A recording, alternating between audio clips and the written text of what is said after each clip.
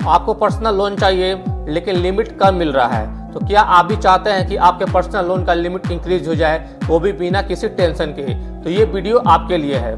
आज की इस वीडियो में मैं आपको कुछ ऐसे स्मार्ट टिप्स बताऊंगा जिससे आप अपने पर्सनल लोन के लिमिट को इंक्रीज कर सकते हैं। तो गाइज इस वीडियो को एंड तक देखें, और अभी तक अगर आपने चैनल को सब्सक्राइब नहीं किया है तो चैनल को सब्सक्राइब और वीडियो को एक लाइक कर दें।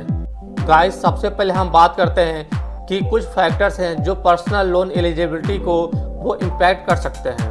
तो जैसे मंथली इनकम, अगर आपकी मंथली इनकम हाई है तो पॉसिबिलिटी है कि आपका जो लोन का जो अमाउंट है वो भी बड़ा हो सकता है, आपको एक लार्ज अमाउंट में आपको लोन मिल सकता है।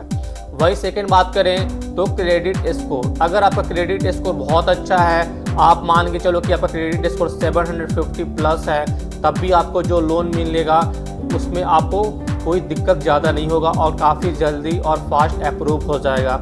उसके बाद अगर हम बात करें तो एग्जिस्टिंग डेट, अगर सपोज आपने पहले से कोई लोन ले रखा है तो हो सकता है कि अभी जो आप करंट में जो आप पर्सनल लोन ले तो उसका जो अमाउंट है तो हो सकता है कि वो लार्ज अमाउंट में आपको न मिले। उसके बाद अगर हम सबसे लास्ट में अगर हम इसके फैक्टर के बारे में बात करें तो वो है बैंक लोन कैप। कुछ जो बैंक है तो उनके जो पर्सनल लोन का कुछ लिमिट होता है। तो सपोज अगर आपकी इनकम बहुत हाई है तो इससे कोई उसका लेना देना नहीं होता। आपकी इनकम अगर हाई है तो उससे कोई लेना देना नहीं है, बैंक का जितना लिमिट होगा पर्सनल लोन का आपको उतना ही मिलेगा। गाइस अब हम बात करते हैं कि हम जो है पर्सनल लोन के लिमिट को कैसे इंक्रीज कर सकते हैं। तो first, improve your credit score. अगर आपका क्रेडिट स्कोर 750 प्लस है तो मोस्टली जो बैंक या NBFC हैं वो उन्हीं को ज़्यादा लोन देना प्रेफर करते हैं कि जिनका जो क्रेडिट स्कोर है बहुत स्ट्रॉन्ग है। तो इसलिए आप ट्राई कीजिए कि आपका जो क्रेडिट स्कोर है इसको आप स्ट्रॉन्ग बनाइए कि वो आपका जो क्रेडिट स्कोर है वो 750 प्लस हो।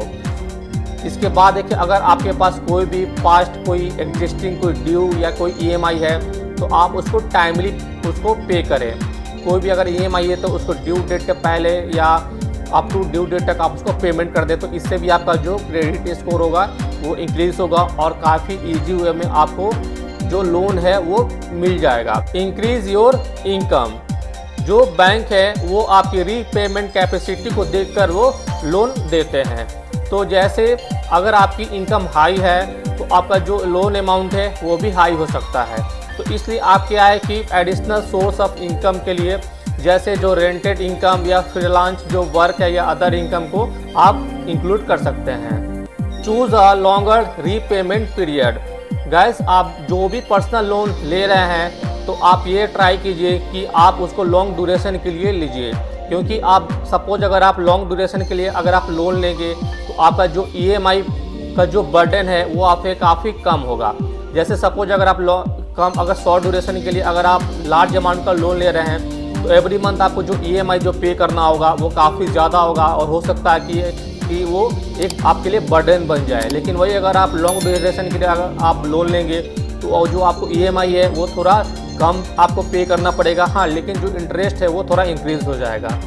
Lower your debt to income ratio.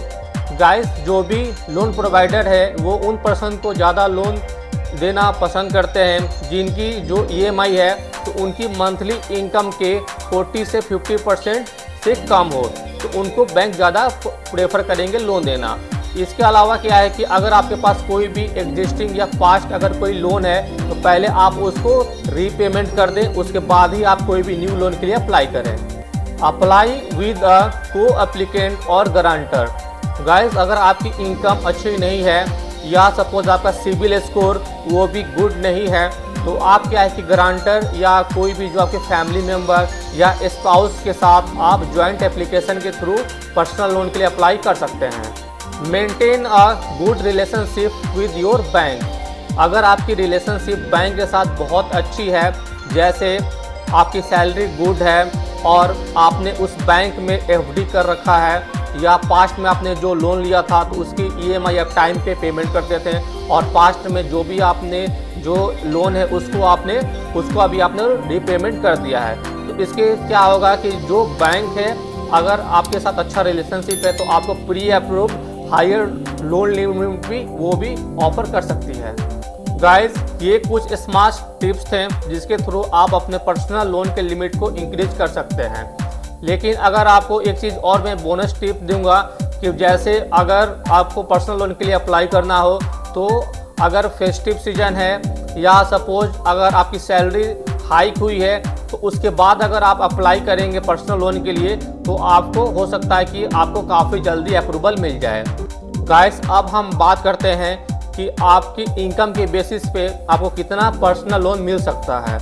जैसे इनकम लेवल, अगर आपकी जो इनकम वो हाई है तो आपको पर्सनल लोन का जो अमाउंट होगा वो भी आपको हाई मिल सकता है। जैसे सपोज अगर आपकी मंथली इनकम 1 लाख रुपए पर मंथ है तो आप क्या है कि 20 लाख रुपए तक की पर्सनल लोन के लिए आप एलिजिबल हो सकते हैं।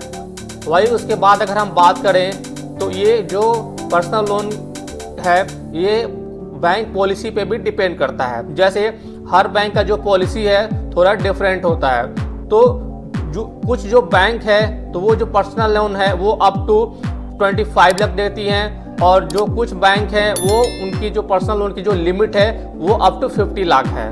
क्रेडिट स्कोर, अगर आपका क्रेडिट स्कोर बहुत अच्छा है, सपोज 750 प्लस है, तो जो लोन का जो अमाउंट होगा वो भी हाई होगा। लेकिन अगर आपका क्रेडिट स्कोर अगर लो है तो आप क्या होगा कि आपको जो लोन मिलेगा वो उसका जो अमाउंट होगा वो भी स्मॉल होगा। तो इसलिए ज़रूरी है कि आप अपने क्रेडिट स्कोर जो है उसको इम्प्रूव करें। और सबसे लास्ट में अगर हम बात करें तो एग्जिस्टिंग लोन ऑब्लिगेशन, अगर सपोज अगर आपने पहले से कोई लोन ले रखा है या सपोज वो उसका जो पेमेंट है वो ओवर ड्यू है, तो हो सकता है कि अभी जो पर्सनल लोन आप ले रहे हैं तो उसका जो लिमिट है वो आपको लो मिल सकता है। इसलिए अगर आपके पास कोई भी पहले से कोई एग्जिस्टिंग लोन है तो सबसे ज़रूरी है कि आप उसका जो भी EMI है आप उसको टाइम पे उसको रीपे करें, और पहले से कोई एग्जिस्टिंग लोन है तो पहले आप उसका पेमेंट करके तभी आप पर्सनल लोन के लिए आप अप्लाई करेंगे। तो इससे क्या होगा कि आपका जो लोन अमाउंट है वो हाई होगा और काफ़ी ईजी वे में वो अप्रूव भी हो जाएगा। गाइस, ये थे कुछ स्मार्ट टिप्स जिससे आप अपने पर्सनल लोन के लिमिट को इंक्रीज कर सकते हैं। तो अगर आपको ये वीडियो पसंद आया हो तो इस वीडियो को लाइक करें, ज़्यादा से ज़्यादा अपने फैमिली फ्रेंड के साथ शेयर करें, और कोई भी क्वेश्चन या डाउट है तो उसको कमेंट सेक्शन में उसको पूछें। और अभी तक अगर आपने इस चैनल को सब्सक्राइब नहीं किया है तो इस चैनल को सब्सक्राइब कर लें और बेल आइकन को दबाना ना भूलें। मिलते हैं गाइस नेक्स्ट वीडियो में, तब तक के लिए take care. Thank you so much watching for this video.